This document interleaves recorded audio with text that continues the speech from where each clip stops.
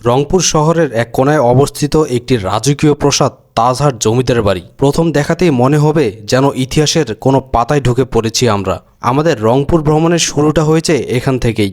এখানে প্রবেশের জন্য টিকিট লাগে মাত্র ৩০ টাকা। প্রতিদিন অসংখ্য মানুষ এখানে ঘুরতে আসে, ছবি তুলে, সময় কাটায় আর ইতিহাসের গন্ধ নেয়।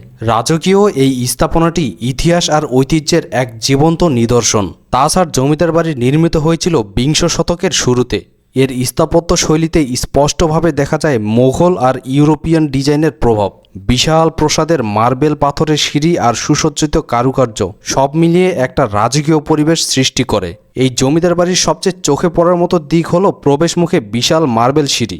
শোনা যায় এই মার্বেল আনা হয়েছিল ইতালি থেকে। বর্তমানে এই জমিদার বাড়িটি আঞ্চলিক প্রত্নতত্ত্ব জাদুঘর হিসেবে ব্যবহৃত হচ্ছে। এখানে পাওয়া যায় প্রাচীন মূর্তি, মুদ্রা, মাটির তৈজসপত্র সহ নানান ঐতিহাসিক নিদর্শন। এছাড়া এখানে একটি ছোট কামান রাখা হয়েছে এক পাশে, যা জমিদারদের প্রতিরক্ষা ব্যবস্থার স্মৃতি বহন করে। আর এটা নিয়ে আমাদের কিছু বিশেষজ্ঞ দল গবেষণায় ব্যস্ত। এছাড়াও এখানে রয়েছে একটি ছোট লাইব্রেরি, যেখানে বেগম রোকেয়া সহ আরও অনেক লেখকের বই সংরক্ষিত আছে। তবে এই জিনিসটি কি, এটা আমাদের গবেষক দল গবেষণা করেও বুঝতে পারেনি। আপনারা যদি কেউ জেনে থাকেন তাহলে কমেন্টে অবশ্যই জানাবেন।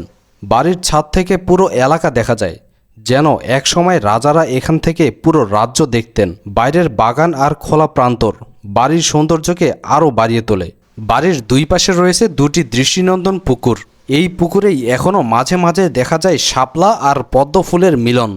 এছাড়া বাড়ির চারপাশে সাজানো রয়েছে অসংখ্য ফুলের গাছ। রং বেরঙের ফুল আর ছায়া ঘেরা গাছপালায় ঘেরা এই পরিবেশ সত্যি মনটা ভালো করে দেয়। মন খারাপ থাকলে এখানে এসে সেটা ভুলে যাওয়া খুবই সহজ। এখানে একটি ছোট মসজিদও আছে, তাই নামাজ পড়া নিয়ে চিন্তার কোনো কিছু নেই। আর মসজিদের সামনে এরকম সুন্দর বাগান। এছাড়া পাবলিক টয়লেট, নিরাপত্তার জন্য নিয়মিত টহল এবং বিভিন্ন উন্নয়নমূলক কাজও চলছে। এখানে যে গাড়িটি দেখছেন সেটি হলো নিরাপত্তা বাহিনীদের গাড়ি। তো এখানে আর আমি বেশি কিছু দেখালাম না। এখানে আমি আরও একটি বিষয় জানতে পারি, এই প্রাসাদটি তৈরি করতে সময় লেগেছিল প্রায় 10 বছর। এই জমিদার বাড়িটির নির্মাতা মহারাজা গোপাল রায় ছিলেন একজন স্বর্ণকার। কথিত আছে তার মনোমুগ্ধকর তাজ বা মুকুটের কারণেই এই এলাকা তাজহাট নামে পরিচিত পায়। আরেকটি বিষয় হলো 1984 থেকে 1991 খ্রিস্টাব্দ পর্যন্ত প্রাসাদটি ব্যবহৃত হয় রংপুর হাইকোর্ট, বাংলাদেশ সুপ্রিম কোর্টের একটি শাখা বা বেঞ্চ হিসেবে। প্রেসিডেন্ট এরশাদ বিচার বিভাগ বিকেন্দ্রীকরণের লক্ষ্য নিয়ে দেশের বিভিন্ন জেলা সদরে বাংলাদেশের হাইকোর্ট বিভাগের আঞ্চলিক বেঞ্চ স্থাপন করেন, যার একটি রংপুরে স্থাপিত হয়েছিল। পরে 1991 খ্রিস্টাব্দে গণতান্ত্রিক সরকার প্রতিষ্ঠিত হবার পর এই পদ্ধতি তুলে নেওয়া হয়। 1995 খ্রিস্টাব্দে বাংলাদেশের সরকারের প্রত্নতত্ত্ব বিভাগ প্রাসাদটিকে একটি সংরক্ষিত স্থাপনা তথা স্থাপত্য হিসেবে ঘোষণা করে। বাংলাদেশ সরকার এই স্থাপত্যর ঐতিহাসিক গুরুত্ব অনুধাবন করত। 2005 খ্রিস্টাব্দে রংপুর জাদুঘরকে স্থানান্তর করে এ প্রাসাদের দ্বিতীয় তলায় নিয়ে আসে। তো এবার আসি এখানকার যেসব বিষয় আমার কাছে একটু খারাপ লেগেছে, তা হলো এখানকার দেওয়ালে অনেকে অনেক কিছু লিখছে, যেটা আসলে একদমই ঠিক না। আমাদেরকে মনে রাখতে হবে এটি একটি ঐতিহ্যবাহী জায়গা।